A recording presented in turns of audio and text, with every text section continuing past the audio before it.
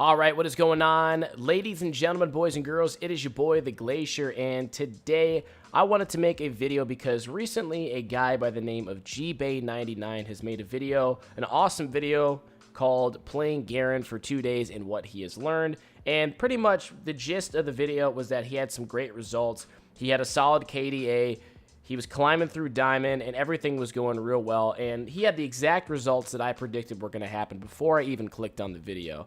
And so what I wanted to do is I wanted to do my own version of the video, but I wanted to show you what an entire year of Garen looks like. So do me a favor, slap the like button, subscribe to the channel if you're new, and let's just jump right into this. So I've actually only hit Diamond one time in my entire life, and that was back in Season 3. I was actually a niddly one-trick mid laner, and I actually managed to make it all the way up to Diamond 3 with some high MMR. But ever since Season 4 all the way up to Season 7, I could not break into Diamond no matter what. I could not figure out why. I got to Platinum 1, Platinum 3, 2, all the way up to my Diamond Series, and I lost my Diamond Series countless times.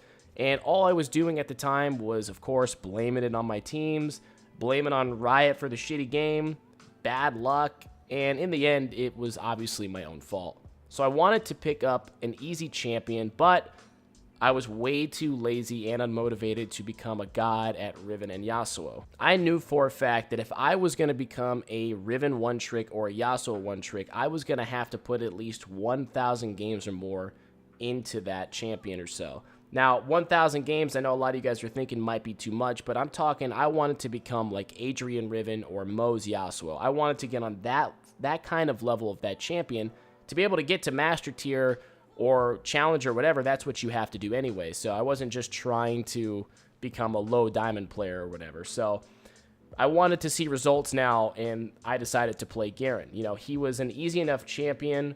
I had played him, I think, in Season 6. I ended up having these results, these great results, and I figured, you know what, might as well pick him up again. I think I could probably make a playstyle. I'm not going to have to worry about all these animation cancels, outplaying my opponent, being fancy, all that fun stuff.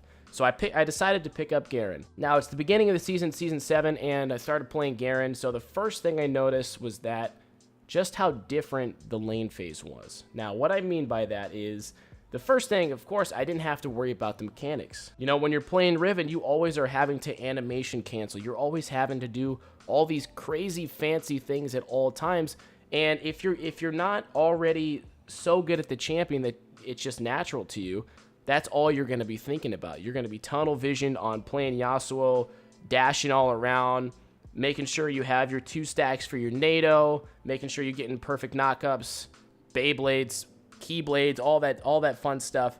I didn't have to worry about a single one of those things on Garen. All I had to do was just focus on myself. I didn't have to focus on all the animation cancels or outplaying my opponents constantly either. I also noticed that before I was losing a ton of farm. I was dying to every single gank again because tunnel visioning on all those crazy mechanics I had to do. I was getting solo killed way too often just because I was always doing overzealous plays. I was trying to play like box, but really I had no clue what I was doing. So it always led to me dying too often. And overall, I was just losing lane way too often. So I immediately noticed that I could win almost every lane phase if I actually took the time to focus on the fundamentals. So the first thing, of course, was not being overly aggressive. So before, what I would do is I would start off level 1. I would immediately start trading my opponent right off the bat. I would start pushing my wave. So instead, what I decided to do was flip the script. Why don't I just sit back in my caster minions and I'm going to let my opponent just shove me under the tower. If he shoves me under the tower, then guess what? Now we can focus on getting that 12 farm in the first 2 waves. We can start off with a nice, solid, get level 2, level 3, and just be nice and safe and just wait. Once I managed to get that 12 CS or so, it was time to play off of my opponent's mistakes, taking advantage of their impatience and the fact that they play like the old version of myself. And of course, I know myself better than anyone else, so it was a very easy thing to do to take advantage of that. Knowing that these guys were always going to push me under tower made it so that I could just build up a nice creep wave back into them And the old me, I didn't care about how many creeps there were. I didn't care about the fundamentals of controlling the wave and not fighting people in big creep waves, not respecting tower dives with big creep waves. So all these things, I was able to bait my opponents consistently. Probably like 8 out of 10 games, my opponents would always jump on me in my big creep wave. I was able to secure at least 1 or 2 kills every single time that they would do this.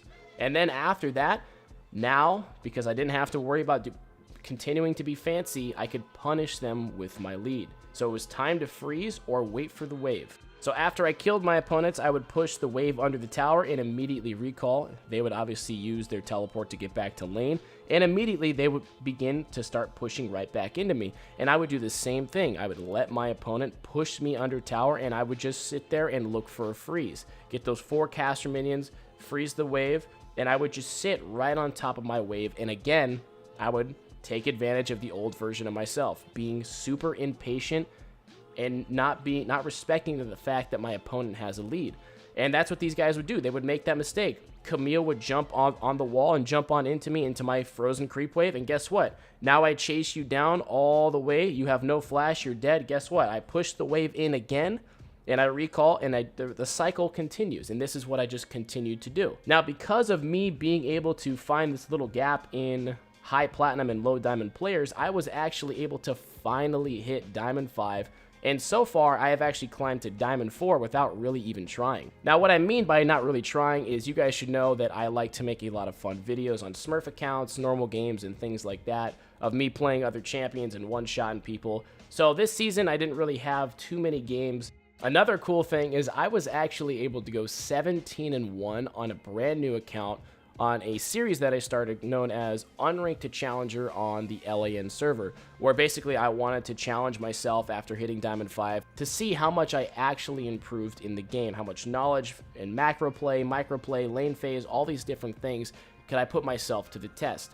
So I actually ended up with like a 4-0 KDA. I went 17-1 before the server got doubled, or they decided to double their ping for some reason, but I have never done that in my entire life, and I just thought that was the most incredible thing, that I was able to pick up a brand new account from scratch and go 17-1.